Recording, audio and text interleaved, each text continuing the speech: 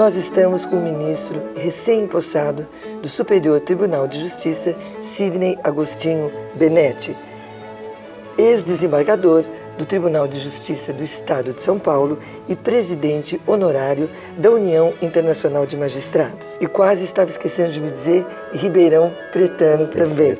Ingresso na magistratura em segundo lugar em concurso de 84 aprovados. Pois é, mas hoje é a sua revisita ao contraponto, ministro, pois o senhor já esteve aqui quando presidia a Câmara de Direito Público do Tribunal de Justiça. De maneira que é um prazer revê-lo aqui no Contraponto. E agora, principalmente, como ministro do Superior Tribunal de Justiça. Pois não, muito obrigado do convite para vir ao Contraponto, que é um programa que já é uma marca do Judiciário de São Paulo, graças ao seu trabalho dos seus colaboradores, e isso vai deixando registrada a característica do pessoal judiciário. Publica-se na França uma publicação famosa, umas gravuras que são agentes da justiça no Brasil, as pessoas da justiça. Agentes? As pessoas da justiça no Brasil estão estampadas no seu programa.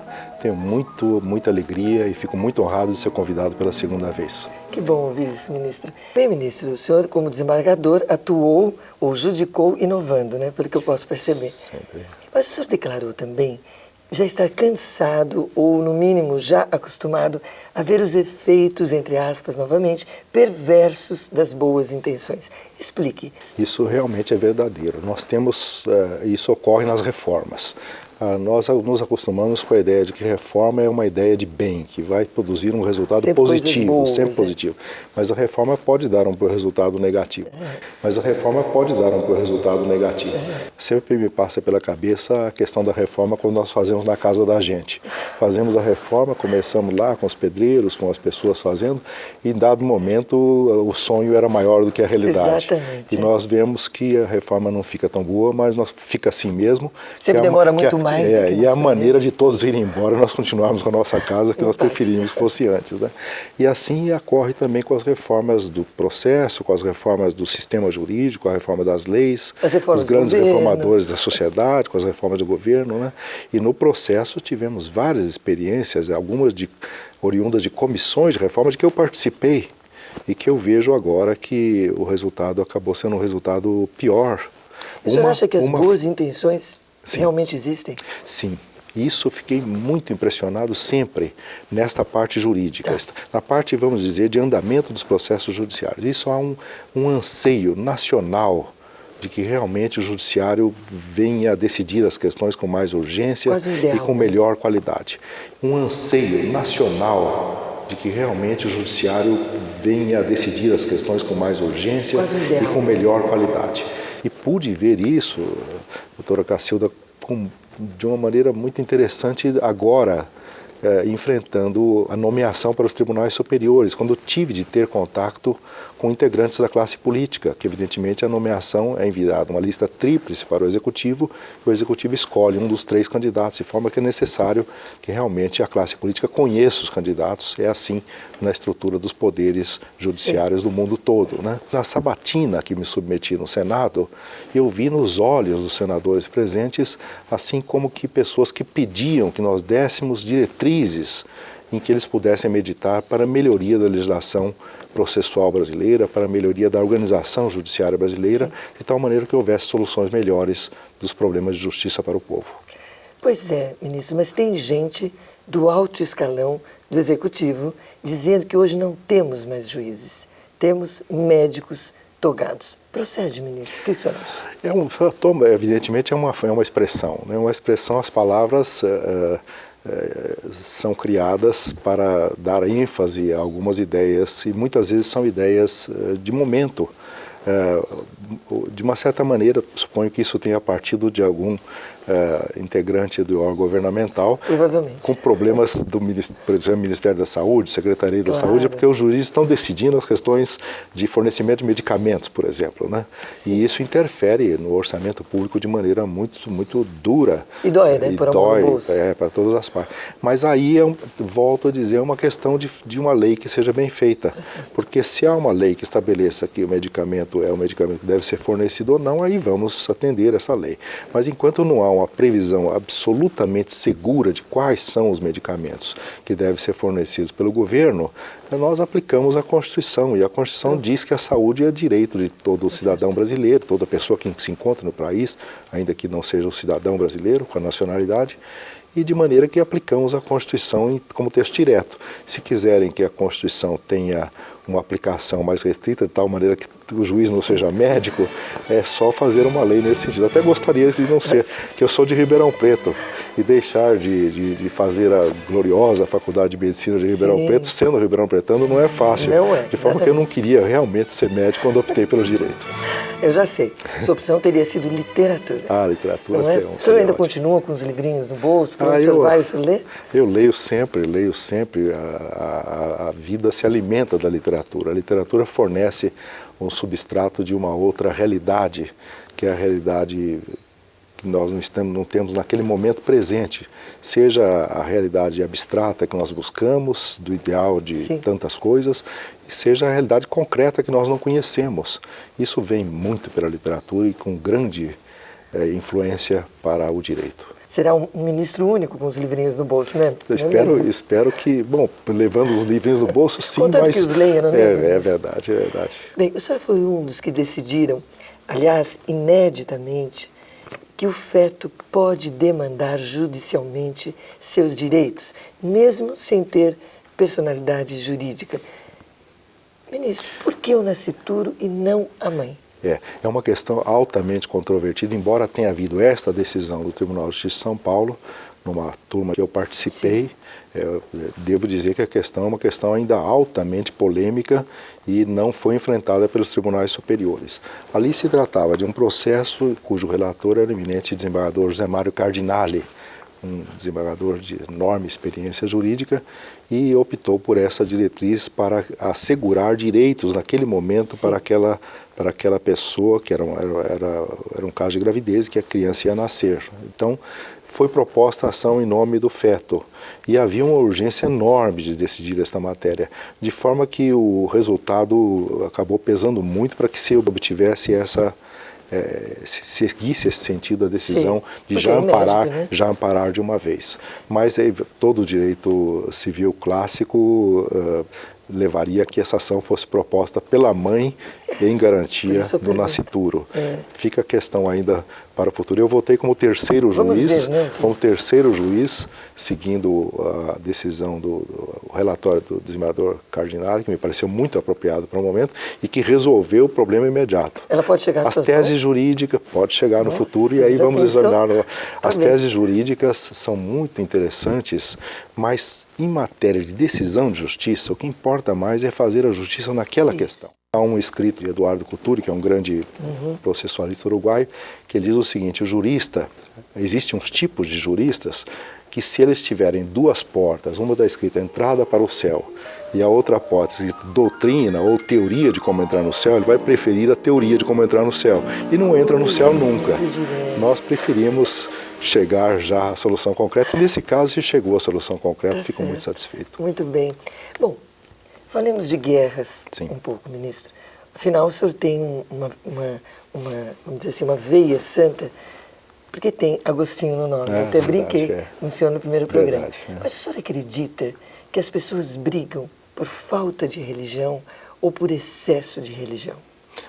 Eu acho que as brigas significam não atendimento de preceitos religiosos, seja de que religião for. O valor religião e o valor bem são valores solidários. O valor religião e o valor bem são valores solidários. Se as pessoas pretestam a religião para promover a cisânia, para promover a desordem, para promover a malquerença, as guerras, o extermínio ou os ataques a outras pessoas, eu acho que, na verdade, elas não estão sendo religiosas, elas estão sendo totalitárias. Não estão sendo religiosas, elas estão sendo totalitárias. Que a religião nunca será uma religião nesse sentido de promover o mal, mesmo as religiões nos momentos em que elas passaram por momentos de guerras. Sim, ou seja, estão distantes. Estarão distantes. Bem, ministro, nós vamos interromper alguns instantes aqui, um pouquinho. Daqui a pouco estaremos de volta. Você continue aí com o ministro do Superior Tribunal de Justiça, Sidney Agostinho Benetti. Até já.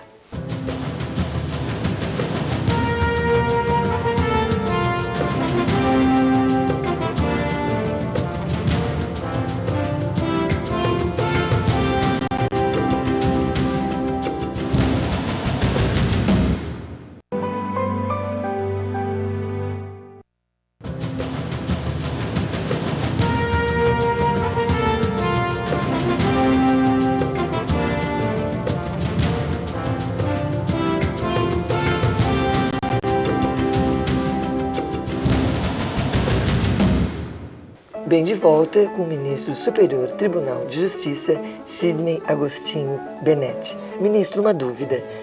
As escolas não vão bem, obrigado. Estão aí os exames da ordem. Como fica, então, o autodidatismo do sistema Common Law? Por que funciona lá e não funciona aqui? O sistema de direito comum, Common Law, se repousa numa larga tradição de formação dos povos em que ele se instala. É uma formação que vem do empirismo inglês, dessa forma de agir do povo inglês que se transpôs depois para Estados Unidos, para Canadá, britânico, influência britânica, Austrália, Nova Zelândia. Todos de origem de Todos inglês, de origem de colonização inglesa. E isto é uma maneira de pensar a realidade. E esse pensamento da realidade gira com as consequências das experiências nas práticas diárias da realidade. O sistema se repousa nos precedentes. A prática de Common Law faz com que esta formação de respeito às leis venha naturalmente. Tá. E isto faz com que seja possível também utilizar, até como julgadores, pessoas que não tenham a especialização da formação jurídica. No nosso caso é uma formação de civil law, de direito europeu continental, é principiológica, baseada em leis escritas, leis codificadas, mas é preciso ver o seguinte: para o grande jurista de Common Law, ele também tem de estar na faculdade de Direito, tem de ter feito um bom curso, ele não poderá nunca ser um autodidata. Fala-se, a Constituição americana é muito pequena, teve poucas emendas, é verdade. Só que se for olhar nos gabinetes de trabalho dos juízes da Corte Suprema, existe lá, rodeando todas as paredes, a US Supreme Court Report, que são aqueles precedentes por intermédio dos quais está dando base aos julgamentos da Corte Suprema. Em suma, espero que as nossas faculdades de Direito melhorem e que a cultura brasileira geral melhore, porque as faculdades de Direito, muitas passaram a ter nível mais baixo ou insuficiente devido à formação anterior que vem dos cursos médio e dos cursos básicos do Brasil. É mesmo, é verdade, ministro. Bom, Sidney Benetti é fascinado por música erudita. Por vezes, ministro, ouvi-la não se assemelha a uma reza? É um comprometimento com uma profissão de fé. É um comprometimento com uma profissão de fé. E a cultura vem também por intermédio da música. A música erudita e também a música popular. Muitas vezes, trabalhando, vem alguns problemas à mente e nós nos lembramos de um texto lá qualquer, de alguma coisa que vem de uma ópera, né? Mas o senhor viaja quando escuta uma música que o senhor gosta? Eu procuro mergulhar naquilo que seja o sentido daquela música, aquilo que conforme vem para a minha apreensão. Eu não sou um técnico da matéria, infelizmente não pude me aprofundar nisso. Sim. Digamos que eu seja um consumidor. Mas também não dá para tudo, né? São livros, música, não é? Obras jurídicas. É verdade. Eu sou um consumidor que procura ser o mais qualificado possível perante mim mesmo, de maneira que a música norteia. Estou lembrando agora da flauta mágica, quando se entra no templo, aí os guardas do templo cantam aqueles versos, que acho que vem de São João, né? Como que a pessoa será purificada pela água, pelo fogo e pela terra. Isso é um desafio, de vida, é como se fosse realmente uma oração. Isso é um desafio de vida, é como se fosse realmente uma oração. E a música, é interessante que a música está por intermédio das letras das músicas, que o som modula, e o som faz com que as pessoas levem os seus sentimentos e as suas reações para o momento imediato, de acordo com a modulação dos sons que tiveram. A música agressiva provavelmente vai colocar no próximo contato da pessoa uma pessoa já nutrida de agressividade. Uma música calma vai acalmar um pouco essa pessoa para o próximo contato, que poderá ser encaminhado de uma maneira melhor. Mas o mais curioso, talvez se pudesse ressaltar para os tempos modernos, para mim é a força cultural das letras das canções. Das letras das canções. Sim. Veja que no nosso dia a dia não se cita mais tanto o texto literário. É muito possível que mesmo entre literatos, pessoas de grande cultura, em algum momento decisivo das citações, venha lá uma citação da música popular. Eu era feliz e não sabia. Isso faz uma cultura dos tempos modernos. Assim como, por sinal, se lembram também dos advertising, das propagandas, que são outro mecanismo de comunicação fantástico que está criando uma nova cultura brasileira. Concepção. É uma forma de raciocinar, uma forma de arrematar o raciocínio, e que vem muitas vezes de um bordão publicitário, né, que se apresenta. Eu não vou repetir muitos para não repetir a propaganda. Ministro, na primeira vez que o senhor esteve no Contraponto, eu me recordo que eu lhe afirmei de maneira categórica que certamente um dia o senhor estaria nas Cortes Maiores de Brasília. Pois bem, eu fiz strike. Hoje o senhor está no Superior Tribunal de Justiça. Vamos ver como é que era naquela época, o que nós conversamos naquele dia. O senhor imagina que um dia o senhor deverá estar em Brasília, porque eu não vejo outra maneira, o senhor deverá estar em Brasília, num dos tribunais superiores lá, porque não é possível, com tanta sabedoria, com tanta coisa, que não sou só eu que estou ouvindo, o telespectador também está escutando, mas, fora isso, eu gostaria que o senhor expusesse aqui qual é o segredo, assim, tão jovem e com tanto sucesso, desembargador. Eu não sei se eu tenho tanto sucesso assim. Os olhos, às vezes, os olhos da amizade, os olhos da bondade veem mais na gente do que muitas vezes nós somos. Mas, na verdade, eu não sei dizer qual é o segredo. Talvez o segredo seja não saber qual é o segredo. Porque o que eu fiz a vida toda é trabalhar muito. O que o senhor tem a nos dizer? Eu tenho a dizer que realmente é uma premonição, porque naquele momento eu estava preocupado com o meu mandato de presidente da Seção de Direito Público do Tribunal de Justiça. E naquele momento não estava verdadeiramente pensando nos tribunais superiores. E talvez aí tenha sido a sua bondade com relação às pessoas, e que dirigiu a mim essa bondade naquele momento, imaginando que seria bom para mim ir para um tribunal superior.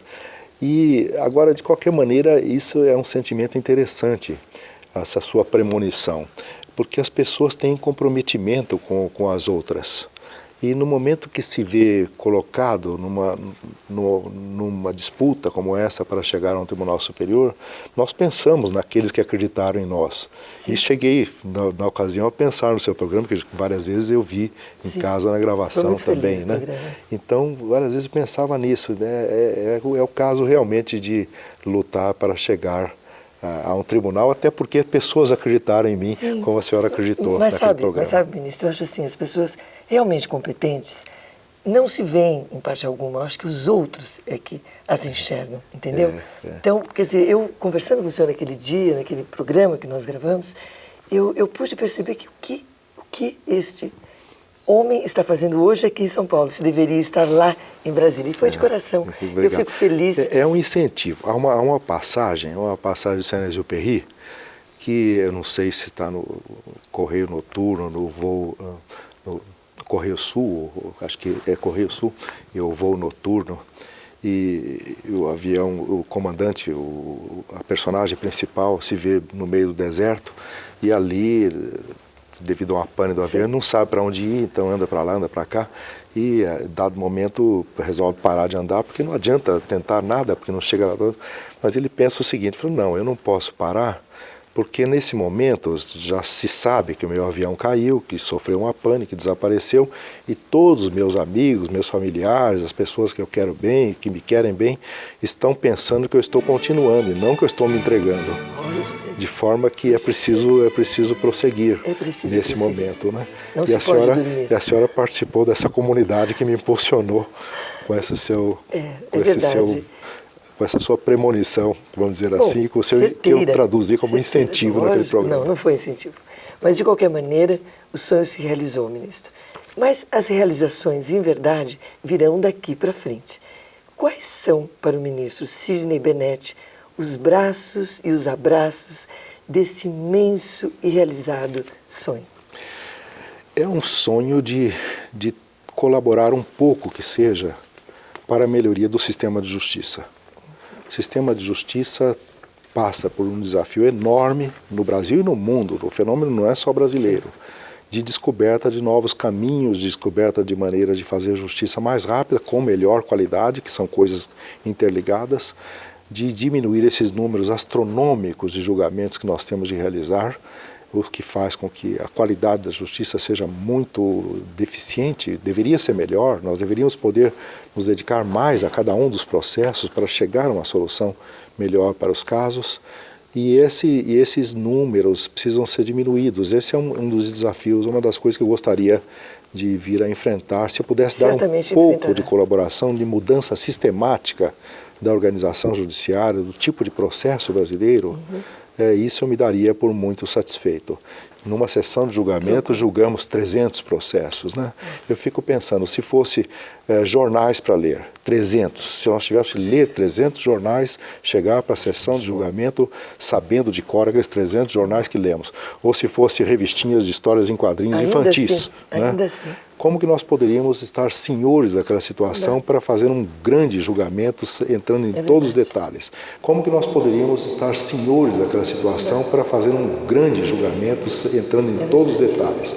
Pois bem, nós temos de julgar assim e julgamos a vida das pessoas sem poder fazer um mergulho tranquilo, maior, mais profundo nessa realidade que nos traz. Nós estamos fazendo o possível, mas sabendo que deveríamos ter garantias de maior tranquilidade para poder dedicar a cada caso aquilo que ele merece. São as pessoas que estão dentro dos autos e nós não conseguimos muitas vezes aprofundar mais, ir mais fundo nas questões para chegar ao conhecimento de todos os problemas. Bem, ministro Sidney Bennett, eu estou certa de que os abraços desse imenso e realizado sonho serão vitoriosos. Eu tenho certeza disso. Foi muito carinhoso recebê-lo aqui no Contraponto, mais uma vez, e lhe desejamos muito sucesso, de coração. Muito obrigado. Viu? Se me permitir dizer, eu quero dizer que participar do seu programa é interessante, que me faz como que um compromisso de vida. Cada vez que nós temos de nos manifestar em público, para o juiz não é afeiçoado a isso, nem sempre se manifesta, mas é uma proclamação, E o seu programa me deu a oportunidade de fazer isso 2 vezes, de forma que vamos tentar cumprir com essa missão que a sua amizade, a sua dedicação me coloca e a sua esperança me coloca sobre os ombros, que seja a esperança de nós todos. Se Deus quiser, ministro. E você não se esqueça, semana que vem estaremos de volta. Até lá. Eu trabalho ouvindo música. Direto? Trabalho ouvindo música, salvo no tribunal, evidentemente. Né? Mas o senhor acha que ela pega mais na inspiração ou na energia? O que o senhor acha? Ela acomoda o pensamento, talvez pacifica um pouco. Ela faz uma espécie de alter ego. Eu acho que é isso, ela traz uma energia, é um repositório de energia no momento em que as coisas são muito áridas e nos desanimam.